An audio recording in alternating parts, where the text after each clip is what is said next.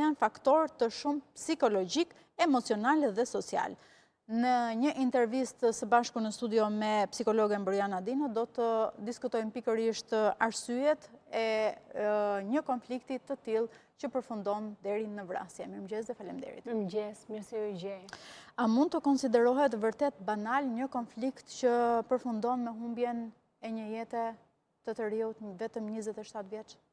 Shiko, për hir të së vërtetës, zakonisht ne dëgjojmë mediatikisht, por ndoshta edhe juve në rolin tuaj profesional dhe shumë gazetarë të tjerë kanë përmendur shpesh herë këtë term. Pra, ka një vrasje për arsye banale.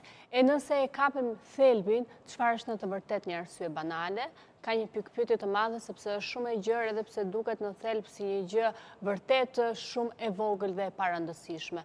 Por a mund të quhet banale një humbje jete?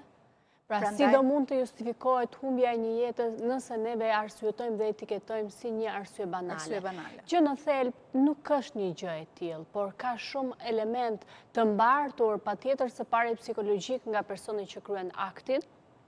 Kemi të bëjmë me një person që ka një rrezikshmëri dhe një potencial rrezikshmërie në shoqëri, sigurisht edhe me një historik padyshim në të cilin jeta e ka servirur disa arsye si në kontekstin psikologjik, si në kontekstin familjar, kulturor, social e të gjitha me radhë, dhe në momentin që kemi plagosje, kemi humbje jete, duhet të kuptojmë mirë për çfarë arsyetimi vjen. Një arsyetim apo një vrasje nuk vjen sepse u pam në rrugë, u ndeshëm, u pam në sy, filluam që të kishim një konflikt të vogël dhe pa pritma skalon në një akt të tmerrshëm që është humbja e jetës. Pas edhe konflikte të tilla.